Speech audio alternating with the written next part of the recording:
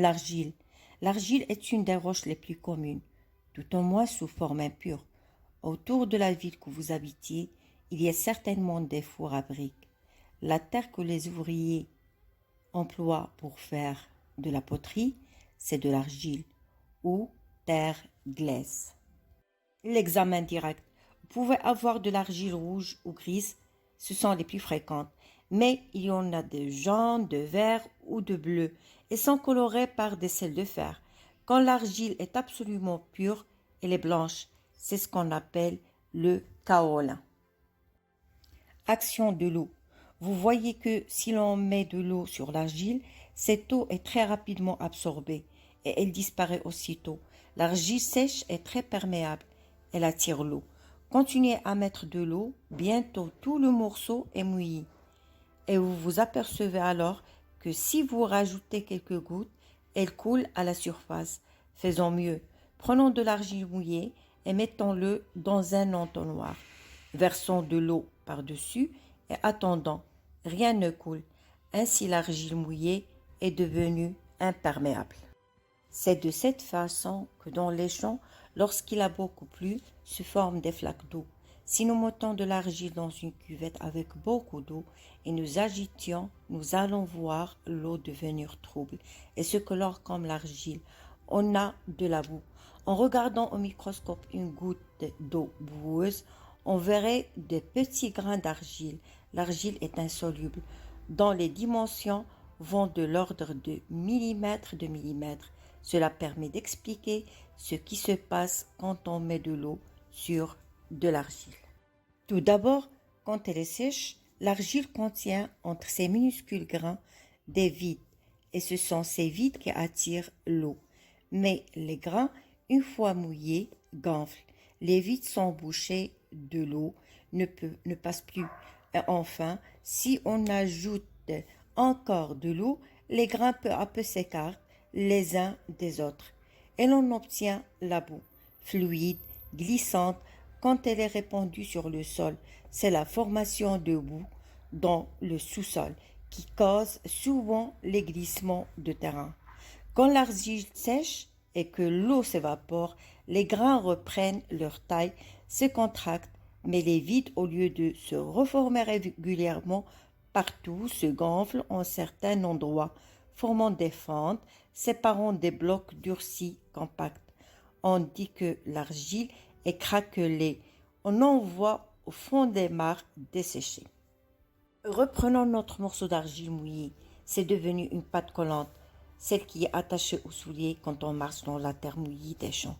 On peut la pétrir, lui faire prendre toutes les formes que l'on veut, c'est-à-dire la modeler.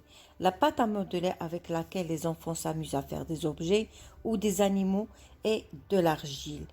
De nos jours, c'est souvent une pâte chimique.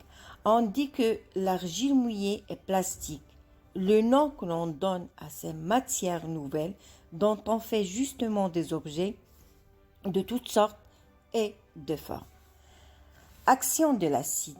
Versant quelques gouttes, il ne se produit aucune effervescence. L'argile pure ne réagit pas à l'acide.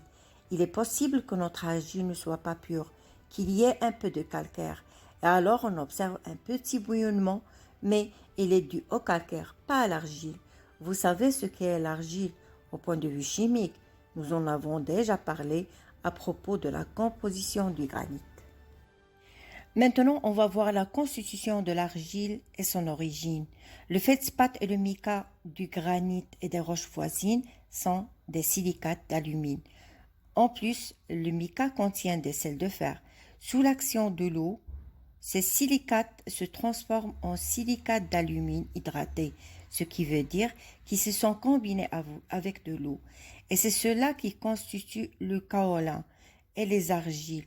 En perdant leur eau par chauffage, les silicates se durcissent définitivement et l'on a les argiles cuites. Les argiles que l'on trouve de nos jours en couche dans le sol sont des dépôts d'anciennes mers ou d'anciens lacs. Les fossiles qu'ils contiennent montrent s'il s'agit de dépôts d'eau douce ou de mer. Ainsi, les argiles sont des roches de dépôt. Ce sont des roches sédimentaires et ce sont des débris d'une autre roche, granitique par exemple, qui se sont déposées. Les argiles sont donc des roches détritiques. Usage des argiles. Vous connaissez beaucoup d'usages de l'argile que vous pouvez citer. Avec l'argile la plus grossière, on fait les briques. Avec des argiles plus pures, on fait les poteries, dont les unes sont seulement des terres cuites, les autres sont vernissées. Les premières sont poreuses, l'eau passe peu à peu à travers, ainsi les pots à fleurs. Les seconds sont recouverts par des vernis qui les rend imperméables, ainsi les plats à tagine.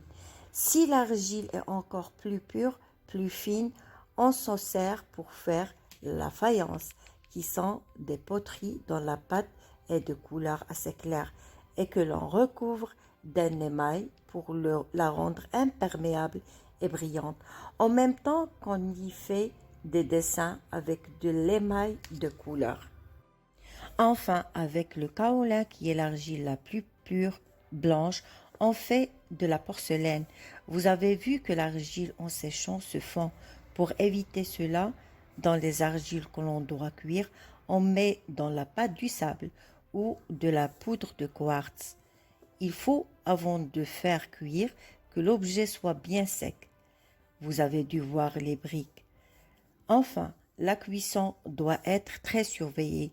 Souvent, après une première cuisson, à une certaine température, on en fait une seconde, à une température plus haute, ce qui fait fondre la pâte en surface, lui donne un peu l'aspect de verre et fixe les vernis ou l'émail.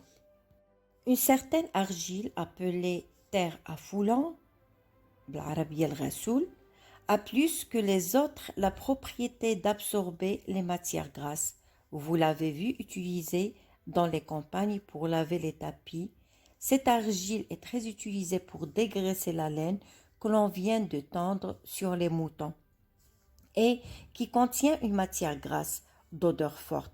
Il y en a un gisement sur les bords de Ouedzan à Taourir. Les argiles très colorées sont utilisées en peinture. Dans le sous-sol, le rôle de l'argile est très important. Réfléchissez à ce fait que la plupart des couches du sol, sable, grès, calcaire, sont perméables, soit parce que les roches le sont, soit parce que les couches sont traversées de fentes qui laissent passer l'eau, de sorte que les eaux qui tombent sur le sol ont tendance à s'infiltrer et à descendre toujours plus bas, ce qui fait que l'eau finit par s'arrêter dans sa descente, c'est qu'elle rencontre des couches d'argile imperméables. De cette façon, l'eau ne se perd pas. Il se forme des nappes d'eau qui maintiennent une certaine humidité en remontant peu à peu vers la surface où les plantes en profiteront.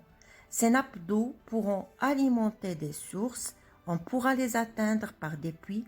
Vous vous rendez compte de l'utilité de l'argile dans la nature. Les roches voisines. On a les marnes. Quand l'argile contient une proportion de calcaire assez grande, ce mélange se nomme une marne. Les limons. Si l'on a un mélange d'argile, de calcaire et de sable, c'est un limon. Ce sont des terres les plus riches car elles contiennent tous les éléments. Enfin, on a le schiste. Ce qui frappe immédiatement en voyant un schiste, c'est la disposition ressemblant au feuillet d'un livre. Disposition feuilletée. Ces feuillets peuvent être plus ou moins minces, ils se séparent facilement et la roche n'est pas solide.